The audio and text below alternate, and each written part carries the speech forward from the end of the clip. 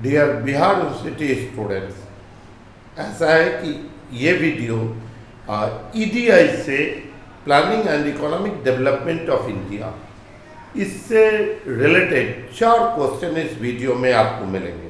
ठीक, तो इसमें पहला आप गौर करके देखिए, एक क्वेश्चन जो हमेशा आता है 3 टॉपिक में से कोई एक, पूंजीवादी अर्थव्यवस्था, समाजवादी अर्थव्यवस्था एवं मिश्रित अर्थव्यवस्था, ये तीनों में अंतर क्या होता है।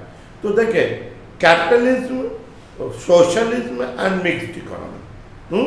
तो कैपिटलिज्म किसको बोलते हैं, पूंजीवादी अर्थव्यवस्था क्या है। पूंजीवादी अर्थव्यवस्था वह अर्थव्यवस्था है जिसमें सारे के सारे प्राइवेट कैपिटल, निजी पूंजी को बढ़ावा दिया जाता है। गवर्नमेंट का केवल इनडायरेक्ट कंट्रोल होता है। गवर्नमेंट मिनिमम से मिनिमम, कम से कम हस्तक्षेप करती है। मांग एवं पूर्ति के अप्रत्यक्ष शक्तियों द्वारा वस्तुओं और सेवाओं की कीमत निर्धारित होती है। ठीक, जैसे अमेरिका, ठीक, जैसे जर्मनी, जितने भी विकसित देश हैं लगभग उन सभी में पूंजीवादी अर्थव्यवस्था मिलता है। निजी पूंजी को ही बढ़ावा मिलेगा। अगर पैसा होगा तो आप, ठीक, जो चाहे जितना बिल्डिंग खड़ा कर सकते हैं, जितनी फैक्ट्रियां खड़ा कर सकते हैं, खड़ा कर सकते हैं। इसके विपरीत और ये समाजवादी अर्थव्यवस्था, समाजवादी अर्थव्यवस्था वो होती है जिसमें सरकार का अर्थव्यवस्था पे नियंत्रण होता है। ठीक, पूर्ण रूप से सरकार डिसीजन लेती है कि अर्थव्यवस्था को कैसे संचालित करना है। ठीक है, मैं आपको समाजवादी सोशलिज्म इकोनॉमी या सोशलिस्टिक इकोनॉमी में ये चीज़ है कि निजी पूंजी को बढ़ावा नहीं मिलता है, या मिलता है तो सरकार के अंडर में। इसमें मान के चलिए चाइना, रसिया, पोलैंड, ये लोग जो है इनके देश में जो अर्थव्यवस्था है वो मोस्टली सोशलिस्टिक।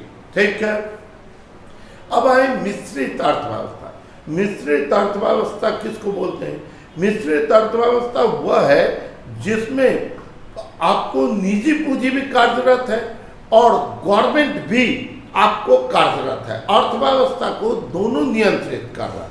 एग्जाम्पल के तौर पे देखिए, इंडिया, ठीक, BSNL है तो जियो भी है, स्टेट बैंक ऑफ इंडिया है तो HDFC भी है, तो प्राइवेट यूनिवर्सिटी भी है तो अपना गवर्नमेंट यूनिवर्सिटी भी है। तो ये क्या है, ये पूर्ण रूप से मिश्रित अर्थव्यवस्था है। अब देखिए, सबके अपने गुण दोष हैं। पूंजीवादी अर्थव्यवस्था में सबसे बड़ा फायदा है कि आप में अगर क्षमता है तो फिर कोई रोक नहीं है, आप चाहे जितना आगे बढ़ पाए। इसमें पूंजीवादी अर्थव्यवस्था में लोग ऐसा कहते हैं और शायद सही भी कहते हैं, सर्वाइवल ऑफ द फिटेस्ट। जो सबसे ज़्यादा फिट होगा, जो सबसे ज़्यादा मजबूत होगा, वो खड़ा होगा। ठीक, इसका मतलब है इनएफिशिएंसी का कहीं कोई जगह नहीं होता। ठीक, इसके विपरीत इसका मतलब हो गया कि पूंजीवादी अर्थव्यवस्था में एक सर्टेन वीकर सेक्शन, जो कमजोर बढ़ गए, उसको भैया कष्ट है, एकदम साफ। इसके समाजवादी अर्थव्यवस्था में विपरीत, समाजवादी अर्थव्यवस्था में वीकर सेक्शन सोसाइटी के जो कमजोर वर्ग के लोग हैं उनको सरकार देख रेख करती है ना। तो मोस्टली आपको इस टाइप के अर्थव्यवस्था में, जहाँ के आपको निश्चित रूप से जो सोशलिस्टिक है, तो सोशलिस्टिक में हम लोग ये चीज़ देखते हैं कि सरकार का पूर्ण नियंत्रण अर्थव्यवस्था पे होता है। China is the best example, Poland is the best example. और अगर हम लोग बोले कि नॉर्थ कोरिया तो एक्सट्रीम है, तो और ये मिश्रित अर्थव्यवस्था है। ये दोनों का, पूंजीवादी अर्थव्यवस्था और किसका, समाजवादी अर्थव्यवस्था के गुण दोषों को हटाने के लिए भारत में मिश्रित अर्थव्यवस्था लाया गया। इसके भी अपने गुण दोष हैं।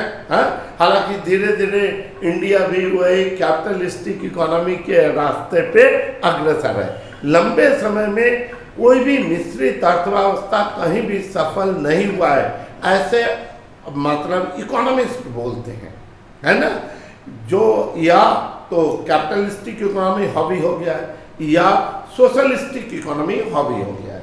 चलिए सेकंड देखें, सहकारिता क्या है, कोऑपरेटिव क्या है। कोऑपरेटिव का बेस्ट एग्जाम्पल आप देखें, सुधा डेयरी, दूध कोऑपरेटिव एक संगठन का खड़ा किया जाता है जो 10 या 10 लोगों से मिलाकर बनाया जाता है।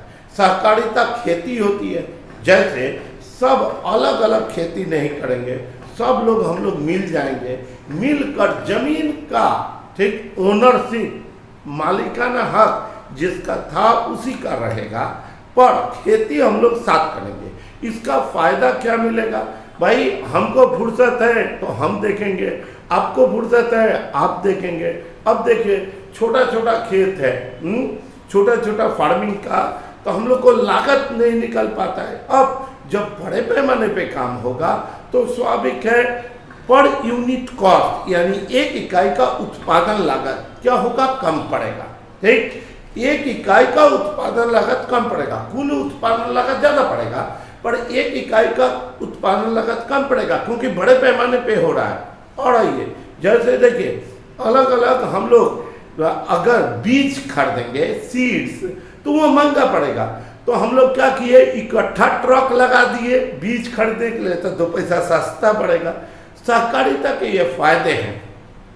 सहकारिता के नुकसान है, नुकसान भी है सहकारिता से।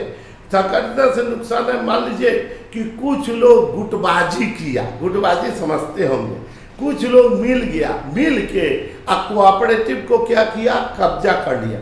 व्यावहारिक रूप से होता ये है? कोऑपरेटिव बैंक आप सुने होंगे, हैं? तो ये कोऑपरेटिव फार्मिंग भी होती है, कोऑपरेटिव के आधार पे दूध उत्पादन भी होता है। Amul is the best example, cooperative पे चलाया जाता है, तो ये सफल भी होता है, बहुत जगह अच्छे से ये सफल भी होता है। कुछ जगहों पे मान के चलिए सफल नहीं है। इसके बाद आइए थर्ड है विकसित या और ये विकासशील या अल्प विकसित अर्थव्यवस्था।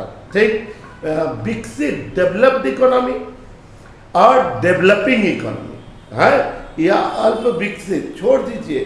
ठीक, इसको ऐसे समझ के देखिए, विकसित अर्थव्यवस्था हुआ है जो धनी देश है, साफ है, और अल्प विकसित या विकासशील, ठीक है, लोग कहते हैं ऐसा, पर हम बचपन से सुनते आ रहे हैं, आप भी सुन रहे होंगे, भारत एक विकासशील अर्थव्यवस्था, क्या जाने कब ये विकसित होगा। खैर, विकसित अर्थव्यवस्था का कुछ फीचर है, ठीक, दोनों में हम अंतर बता दें।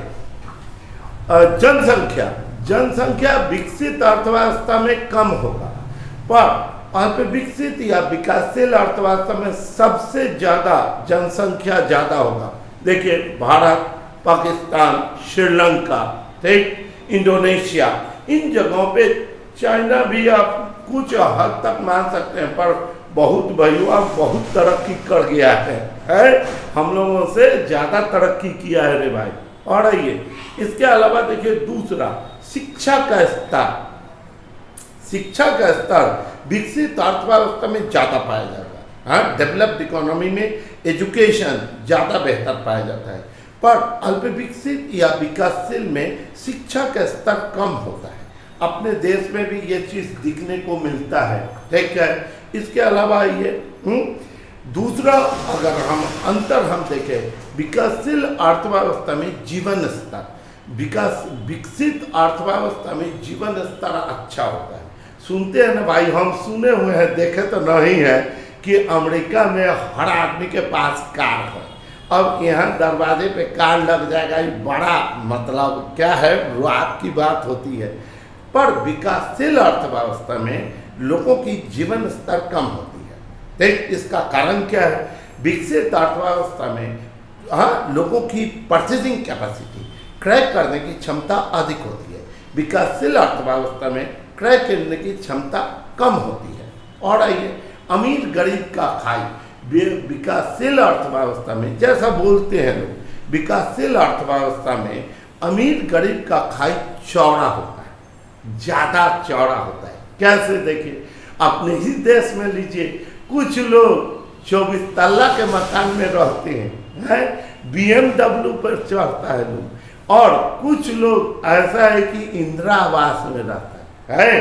तो ये अमीर गरीब का खाई ज़्यादा होता है, पर विकसित अर्थव्यवस्था में ये जो खाई होता है ये कम पाया जाता है। ठीक है, और है इसके अलावा, ठीक, विकसित और विकासशील अर्थव्यवस्था में, ठीक, गवर्नमेंट का कंट्रोल विकसित अर्थव्यवस्था में मोस्टली, अगर हम लोग देखें, अनुभव मेरा बताता है, हम नहीं भी सही हो सकते हैं और लोग भी सही बोल सकता है, पर मैंने व्यक्तिगत रूप से महसूस करके देखा है, डेवलप्ड इकोनॉमी में हर जगह कैपिटलिज्म है, पूंजीवादी अर्थव्यवस्था है, पर विकासशील अर्थव्यवस्था में, ठीक है, या तो आपको मिश्रित अर्थव्यवस्था है या सोशलिस्टिक है। ठीक, मोटा मोटी ये बात समझ में आ गई होगी।